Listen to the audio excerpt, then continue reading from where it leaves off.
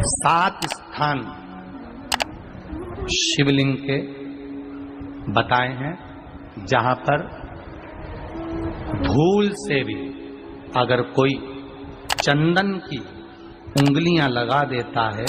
7 स्थान ऐसे हैं जहां चंदन की मात्र उंगलियां लगा देने से ही शिव पितृलोक के पितरों को मुक्ति प्रदान करके वैकुंठ लोक का निवास दे देते हैं। 7 स्थान।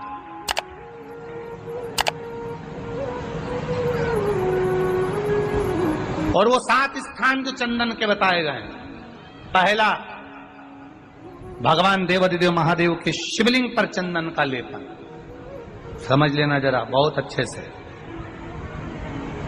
आपको लगता है स्वप्न में कोई मुर्दे दिख रहे हैं या कोई जल रहा है या कोई मर रहा है या कोई चला गया है, ऐसा भय लगता है। बच्चों को मानी भेजूंगी ऐसा हो जाएगा, पति को मानी भेजूंगी ऐसा हो जाएगा, कोई हमारे कोई गलत तो नहीं कर रहा है, आपको लगता है। 7 स्थान चंदन के बताएं महाराज। पहला शिवलिंग,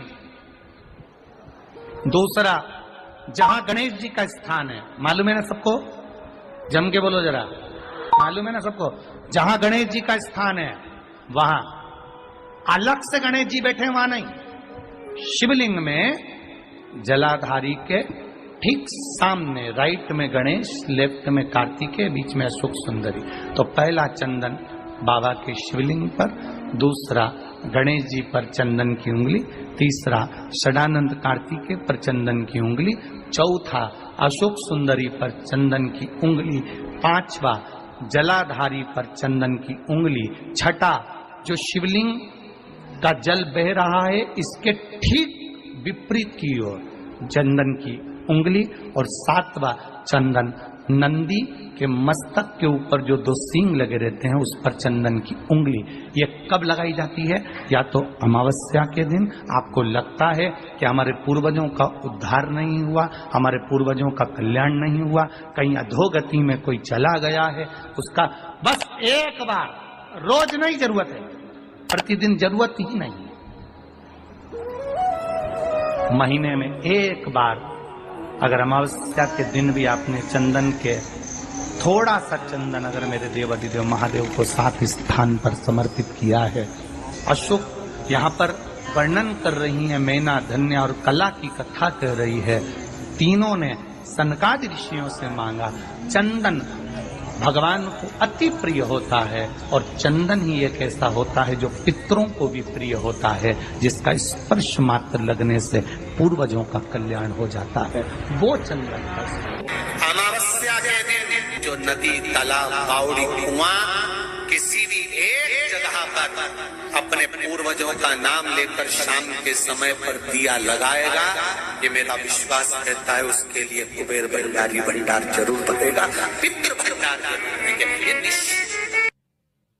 अवश्य तुलसी की लकड़ी पानी में घुमाकर, लकड़ी नहीं हो तो माला तो होगी ही, जल में भ्रमण कराकर, जल में घुमाकर, तुलसी की लकड़ी को जल में डालकर स्नान जो करता है, मात्र घुमाना है, लकड़ी डालकर नहीं रखना है, घुमाकर अपने पूजन वाले स्थान पर रखना, या पानी में पहले से घुमा लो, उस पानी को ले जाकर डाल दो। अमावस्या जो जीव करता है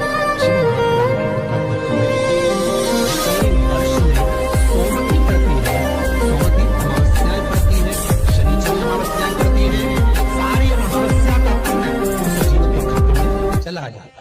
तो अच्छे से ध्यान रखिएगा, आप ब्राह्मण को भोजन कराएं ना कराएं, आपने धूप छोड़ी ना छोड़ी वो पता नहीं, गाय को रोटी दी ना दी, स्वान को भोजन दिया ना दिया, कौवे को भोजन दिया ना दिया, चलेगा।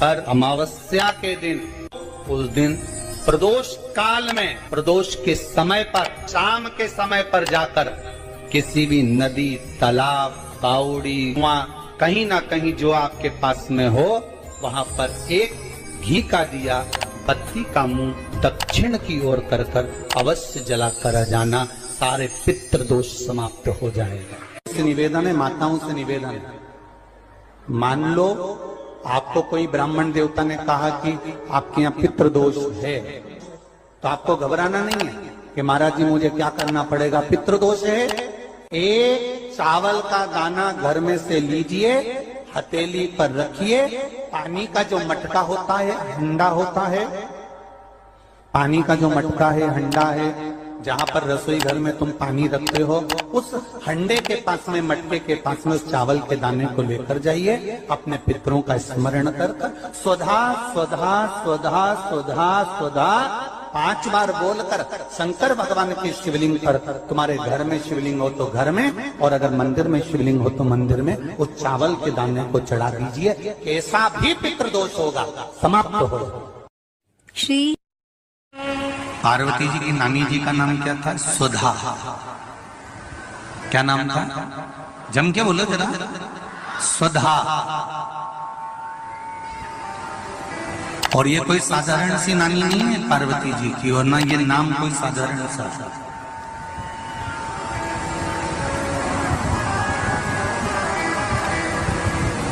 ये वो सुधा है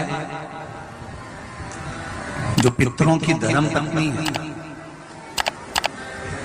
और पितरों की धर्म पत्नी है। अगर घर में, और तुम्हें लग रहा है कि मैं 1 रुपए कमा रहा हूं, 100 रुपए खर्चा हो रहा है, या फिर घर में क्लेश बना हुआ है, या घर में बीमारियां बढ़ी हुई है, तो एक काम करना प्रारंभ कर दो। शिव जी के मंदिर में